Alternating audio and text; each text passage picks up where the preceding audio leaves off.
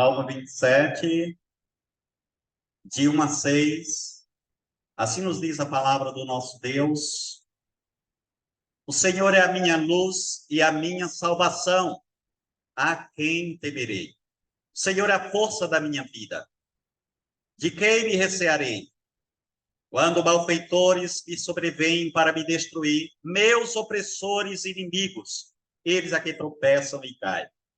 Ainda que um exército se acampe contra mim, não se atemorizará o meu coração. E se estourar contra mim a guerra, ainda assim terei confiança. Uma coisa peço ao Senhor e a buscarei, que eu possa morar na casa do Senhor todos os dias da minha vida, para contemplar a beleza do Senhor e meditar no seu templo. Pois no dia da adversidade, ele me ocultará no seu pavilhão. No recôndito do seu tabernáculo me acolherá.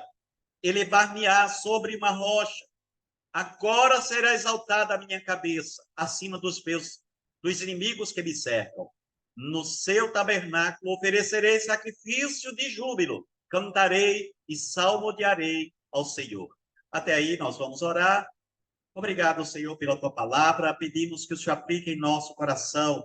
Fala conosco nesta noite. No nome de Jesus, o nosso Salvador. Amém. Podeis assentar, meus irmãos. Confiança em Deus e anelo pela sua presença. Vou começar fazendo perguntas. Qual é o seu medo? Do que você tem medo? Do amanhã? Do futuro? De faltar dinheiro? Você tem medo de algum diagnóstico que eventualmente poderá receber quanto à saúde? Você está com medo de quê? Qual é o seu receio? Este salmo é um remédio para o seu coração nesta noite. A palavra de Deus traz para a nossa vida conforto, consolo e fé para nós enfrentarmos o amanhã confiadamente, com esperança, certos de que o Senhor está conosco. Foi escrito por Davi esse salmo. Não sabemos qual foi a circunstância em que Davi escreveu esse salmo, mas nós sabemos o seguinte, que Saul foi o seu principal inimigo, seu rival, aquele que o perseguiu. Talvez os seus problemas não foram os que Davi tiveram, e os meus não sejam iguais aos seus. Agora, a grande verdade é que nós temos problemas, enfrentamos lutas, porém temos um mesmo Deus a quem recorrer, a quem confiar. Não foram poucas as vezes que os inimigos o acorçaram, o perseguiram, tentaram tirar a paz de Davi, o autor desse salmo. E ele não se precipitou. Ele não meteu os pés pelas mãos e fez coisas erradas. Pelo contrário, ele buscou ao Senhor. Ele confiou no Senhor. E é isso que nós também devemos fazer. Nas horas difíceis de tribulação, nós precisamos orar, como fez Davi. Ele apelava para o Senhor. Davi não confiava no braço. Davi não confiava no seu poder, no seu exército. Davi não confiava nas suas forças, nem no dinheiro, nem na influência, nem no poder de persuasão, nem nos amigos, nem nos súditos, mas confiava inteiramente no Senhor, naquele que pode socorrer. Todos os que confiam no Senhor prevalecem, são abençoados. Nós precisamos confiar no Senhor e não em nós mesmos. Porque muitas vezes nós temos autoconfiança, como apregou a autoajuda, por exemplo, dizendo que nós temos um poder enorme dentro de nós. Bom, se tem um poder enorme dentro de nós, esse poder é o próprio Deus. E aí sim, nós confiamos nele, e não em nós. Aliás, a Bíblia diz lá em Jeremias 17:5, assim diz o Senhor, maldito o homem que confia no homem. faz da carne mortal seu braço e aparta o coração do Senhor. Então, nós precisamos, amados irmãos, confiar no Senhor. E, se assim for, nós não vamos temer o futuro, o amanhã, as lutas, as provações, as perseguições. Nós não vamos temer porque o Senhor está conosco, porque o Senhor é a luz, como diz o texto aí. O Senhor é a minha salvação, de quem temerei? O Senhor é a minha luz, de quem me recearei? Nós não vamos temer, não vamos ficar receosos, porque é o Senhor que está conosco, é o Senhor que está contigo. Eu sei que muitas vezes nós podemos ficar desesperados, dependendo do caso, dependendo da situação, a gente pode ficar desesperado. Então, este é o momento de nós exercermos o nosso cristianismo, de nós exercermos a nossa fé e dizermos em alto e bom som, como fez Davi, é no Senhor que eu confio. Não é nas circunstâncias, não é nos homens, nem nos políticos, nem nos médicos, mas no Senhor. É Ele que é o meu socorro, é Ele que me ajuda nas horas de tribulação, nas horas difíceis. Sim, é o Senhor. Além de confiar no Senhor, Davi anelava pela sua presença, desejava ardentemente. O maior anelo dele não era seus familiares, não eram seus filhos, não eram as pessoas, os amigos, mas o seu maior anelo, o seu maior desejo era o Senhor, como ele mesmo dizia. Quem tem sido o nosso maior desejo, o nosso maior anelo? Qual é o nosso maior desejo?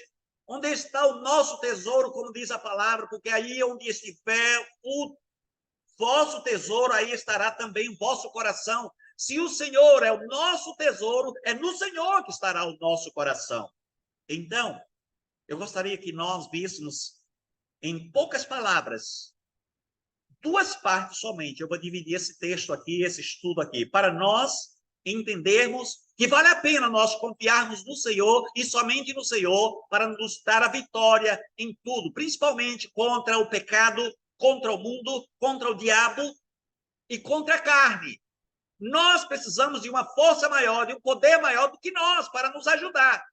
E este é o Senhor. Então, em primeiro lugar, nós vamos começar pela confiança. Davi demonstrava inteira confiança no Senhor. Por favor, volte aí para o texto. No versículo 1 diz assim: Senhor é a minha luz e a minha salvação. De quem terei medo? Senhor é a fortaleza da minha vida. A quem temerei? Davi sempre foi um homem de guerra. Um homem que passou por lutas, por adversidades, por tribulações, perseguições, aflições, as mais diversas. E ele confiou inteiramente no Senhor. Apesar de todos os desafios pelos quais passou, ele confiou no Senhor. Então ele dizia: o Senhor é a minha luz e a minha salvação. O Senhor é a fortaleza da minha vida. Ele precisava declarar isso. Nós precisamos declarar isso. Você precisa declarar isso. Porque muitas vezes, meus irmãos, nós somos tentados a desistir, a esmurecer. Somos tentados a esfriar. Aí a gente não ora mais, não lê mais a Bíblia, não quer mais ir à igreja. Por quê? Por causa da tentação. E todos nós somos tentados, acredite.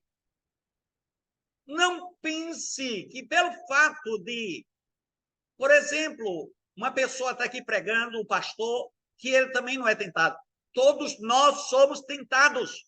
Mas a palavra de Deus nessa noite está nos vivificando, está nos ajudando, está nos fortalecendo para superarmos essa tentação pela qual nós passamos no dia a dia.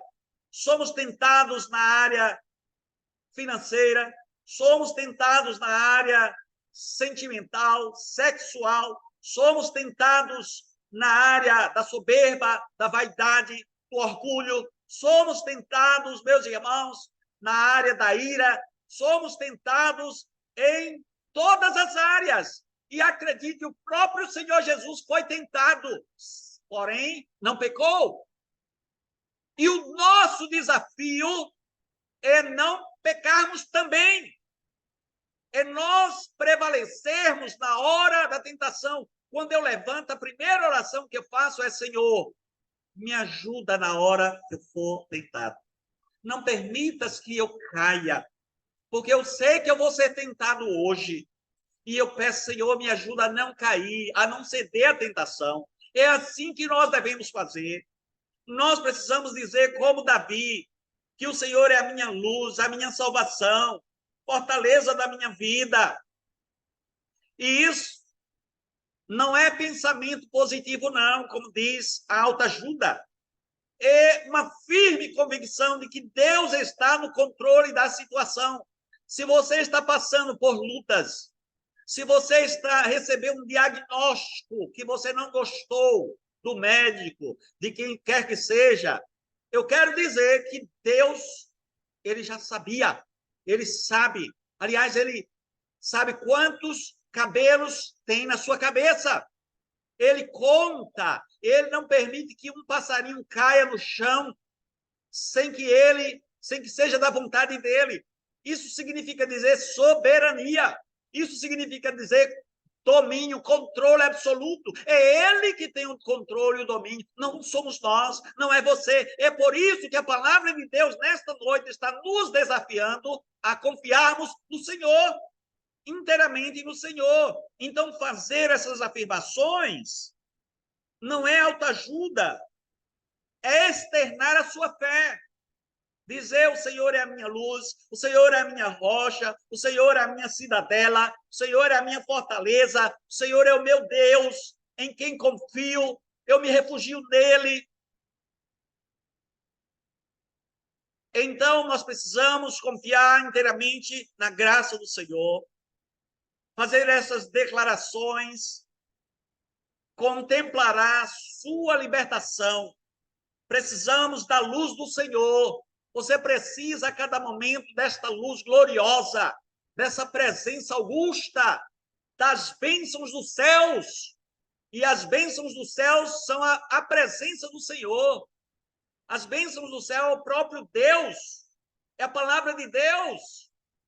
Bênçãos incomparáveis, incontáveis que ele tem para cada um de nós. Sem a luz do Espírito Santo, o homem encontra-se em trevas. Sem a luz do Senhor, o homem se encontra perdido, sem Jesus, sem Deus, sem direção, sem a graça de Deus. Depois de afirmar ou declarar, agora Davi pergunta: de quem terei medo? A quem temerei? De quem me recearei? Eu não vou temer porque o Senhor é a minha luz. Eu não vou temer porque o Senhor é o meu Senhor, é o meu Deus. Ele me sustenta, ele me fortalece. Se Deus é luz e salvação, por que temer, meus amados? Nós não precisamos temer porque o Senhor está totalmente no controle da situação. Tem uma história de John Wesley, que foi um pregador do século XVIII. John Wesley, ele fez uma viagem para a América e nessa viagem de navio ele enfrentou sérios problemas do mau tempo. O mau tempo foi tão ruim, as ondas eram tão violentas que parecia que o navio ia afundar. E ele ficou atormentado, ele ficou angustiado, temeu por sua vida, ficou terrivelmente assombrado, pensando que ia morrer. E aí, tinha um grupo dentro do navio, um grupo de missionários moravianos alemães. E este grupo cantava, louvava a Deus. Olha a diferença. enquanto ele estava alarmado, atribulado, perturbado, pensando que ia morrer, pensando que o navio ia afundar, tinha um grupo de crente lá, louvando, glorificando ao Senhor.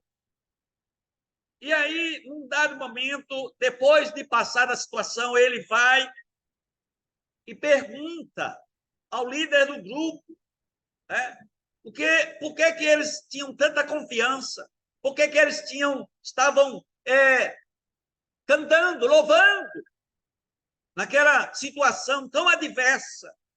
E aí ele perguntou, o líder perguntou a ele, sua fé está em Cristo? Ele titubeou, ficou pensando e disse, está. Só que ele chegou à conclusão que eram palavras vãs, porque ele não estava confiando no Senhor. E aí, a partir dali, ele começou a pedir perdão a Deus, libertação e transformação, e entendeu que ele precisava ter uma experiência especial, maravilhosa, pessoal com Jesus. A grande verdade é que tem muitos de nós dentro da igreja, anos a fio, e não conhece ainda Jesus. E não sabe que quem está no controle da nossa vida é o Todo-Poderoso Deus. Parece que quem domina, que controla a nossa vida, somos nós mesmos, falhos, limitados, pequenos. Não nos damos conta de que o nosso Senhor é o dono dos céus, da terra, de tudo que há. E aí é por isso que nós ficamos perplexos, angustiados, com medo, como foi o caso aqui de João Wesley. Só que ele veio a se entregar ao Senhor e se converteu e se tornou um grande pregador daquele século. A Bíblia diz lá em 1 João 4,18, no amor não existe medo. Antes, o perfeito amor lança fora o medo. Ora, o medo produz tormento. Então, se você é uma pessoa que tem medo, vive amedrontada, vive perturbada, vive angustiada, com medo, com pavor, com medo da morte, com medo do escuro, com medo do ladrão, com medo de tudo na vida, com medo dos diagnósticos dos médicos, você precisa pedir ao Senhor libertação. Você precisa clamar a Jesus, Senhor, me socorre, estenda a tua mão, me cura, me liberta, me transforma e me dá uma experiência verdadeira contigo, Jesus. Precisamos fazer isso, amados. A pergunta ousada que fez o salmista, a quem temerei? É a mesma pergunta, por exemplo, que o apóstolo Paulo fez lá no Novo Testamento, em Romanos 8,31. Que diremos, pois, à vista dessas coisas? Se Deus é por nós, quem será contra nós? Acredite, ninguém vai ser contra você. Eu sei que você que ainda não passou por uma crise, por exemplo, e certamente um dia vai passar por uma crise de, sei lá, de saúde, e de repente você sabe que a sua saúde está um pouco debilitada, você vai tremer nas bases. E é nesta hora que nós devemos clamar a Jesus e pedir a Ele que fortaleça a nossa fé. Talvez Ele não queira nem curar. Talvez Ele queira que a gente continue com o problema. O que precisa mudar somos nós. É o nosso coração, é a nossa fé. Nós precisamos declarar que Jesus está conosco, com saúde ou com doença, com riqueza ou com pobreza. Em qualquer situação, precisamos dizer: o Senhor está no controle. Eu sei que o Senhor está no controle e acabou a história. Conta-se uma história que lá no ar tinha lá o avião, e tinha um garotinho a bordo. E o avião estava passando por aquela turbulência, né? Vocês sabem, vocês aí que chamaram de avião, que, dado momento, o avião pode passar por uma grande turbulência, se tiver uma tempestade, o avião começa a tremer. Uma coisa terrível assim, sabe? E, claro, os passageiros ficam apavorados. E alguém viu aquela criança lá que estava ali brincando, divertida, e todo mundo apavorado, com medo. E a pessoa que estava sentada ao lado disse assim: você, garoto, não está com medo? Aí ele disse assim, não, eu não estou com medo, não. Eu não estou com medo porque quem está no comando lá é o meu papai. É o papai que está lá, levando, guiando o avião. Aí eu fico a pensar que a gente pode tirar uma grande lição para a nossa vida. Quem é que está no controle da tua história? Quem está governando a tua vida? Quem está te dirigindo? Não é o seu Pai do céu? E por que você está com medo, meu querido, minha querida? Qual é o problema? Será que o teu Deus, que o teu Pai não tem poder? Ora, se uma criança, a sua ingenuidade, apela dizendo que o pai dele estava no comando do avião, e nós sabemos que o nosso Deus é perfeito, infinitamente mais perfeito do que um homem que pode governar ou dirigir um avião. Por que, que nós não podemos confiar nele, inteiramente nele?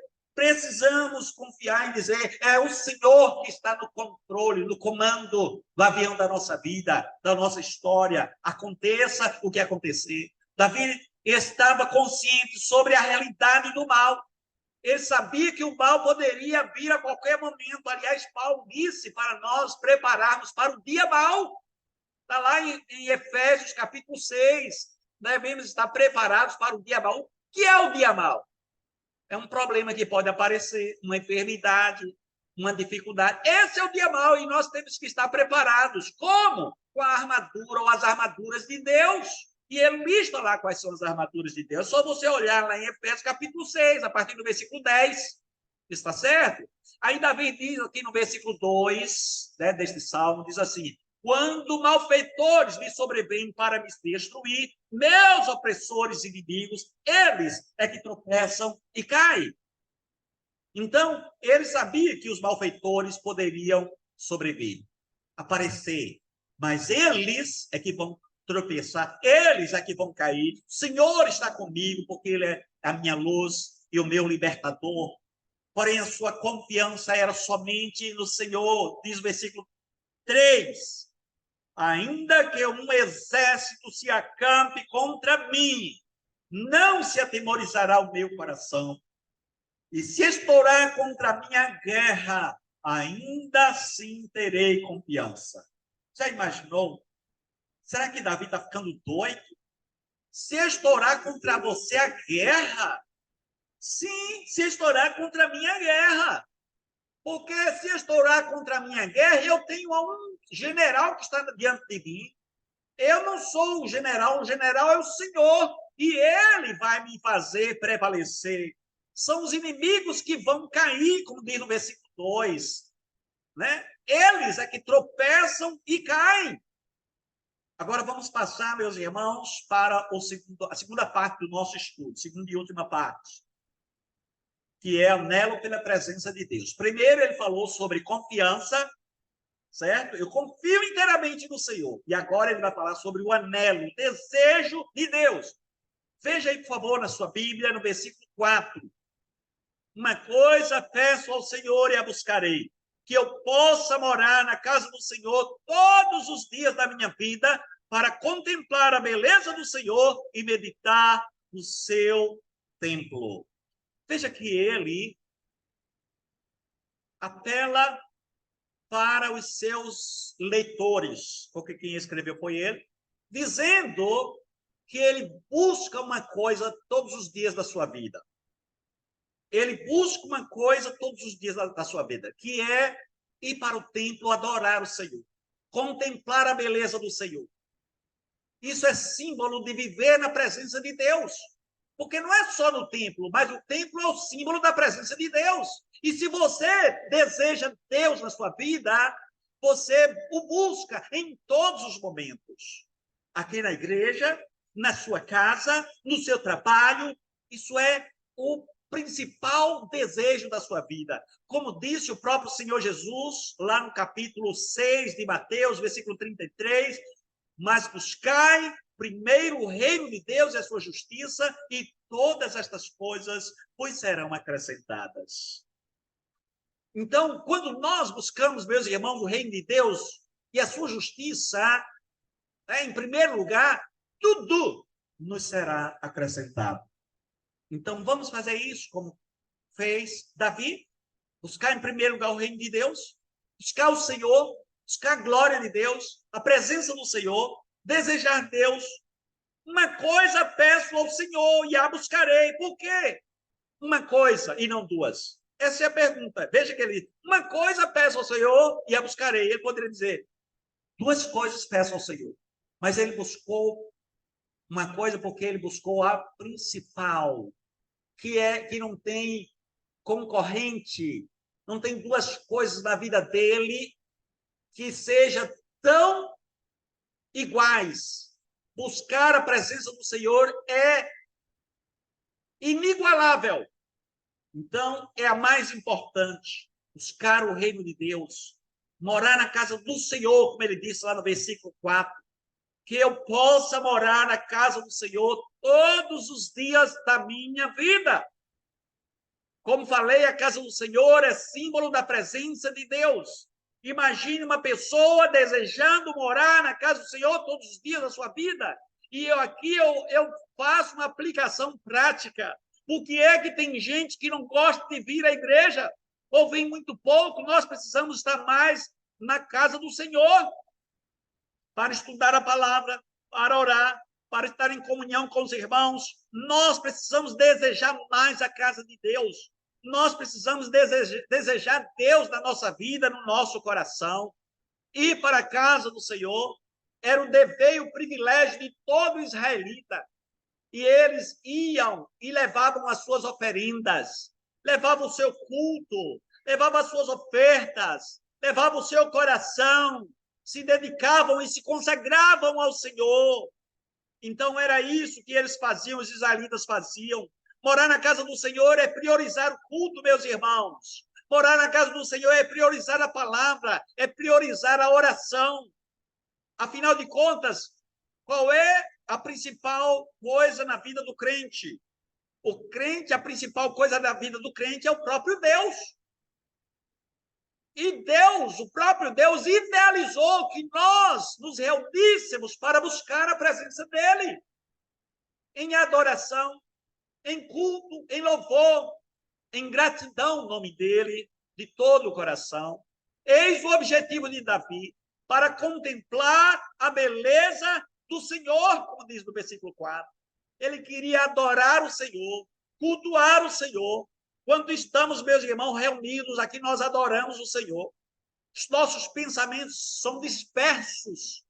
Os maus pensamentos são dispersos, porque nós estamos aqui com um objetivo: adorar o Senhor, contemplar a beleza do Senhor e aprender no seu templo. A beleza do Senhor é a sua glória, é a sua santidade, a sua majestade, a sua misericórdia, a sua compaixão, as suas virtudes, o seu amor. Então, nós desejamos e buscamos essa presença maravilhosa. Como diz no versículo 6, lá a parte B, no seu tabernáculo oferecerei sacrifício de júbilo, cantarei e salmodiarei o Senhor. E meditarei no seu templo. Meditar na palavra de Deus. Deus chega para Josué e diz assim, medita na minha palavra, Josué, dia e noite. Não te mandei eu, ser forte e corajoso. Precisamos meditar nesta palavra. É tudo de que precisamos, meus irmãos, meditar na palavra do nosso Deus. Como disse o salmista no Salmo 1, bem-aventurado o homem que não anda no conselho dos ímpios, não se detém no caminho dos pecadores, nem se assenta na roda dos escarnecedores. Antes, o seu prazer está na lei do Senhor, e na sua lei medita de dia e de noite. Então, confiemos no Senhor. Anelemos, desejemos a sua santa presença. Era o que Davi fazia e é o que nós também devemos fazer. Amém? Senhor, obrigado pela tua palavra que vem nos consolar, que vem nos ajudar a superar as intempéries da vida. É a tua palavra que nos guia, Senhor. Muito obrigado. Pedimos perdão porque muitas vezes desconfiamos do Senhor. Porque muitas vezes descremos, porque muitas vezes não confiamos na tua palavra, a tua palavra que garante que o Senhor está conosco, que o Senhor é a nossa luz, que o Senhor é a nossa cidadela, que o Senhor é o nosso refúgio. Pedimos que o Senhor nos perdoe. Senhor, se tem alguém aqui passando por aflição, Acalma o coração desse irmão, acalma o coração desta irmã, deste filho teu, desta filha tua, Senhor, e dá força, dá paz, dá sossego, e ajuda a entender que o Senhor está no comando, no controle da situação. Muito obrigado, Pai. Muito obrigado, porque nós podemos confiar em Ti. Esperamos em Ti, Senhor. É em nome do nosso Senhor, é em nome do nosso Salvador que oramos. Amém, amém. Vamos agora.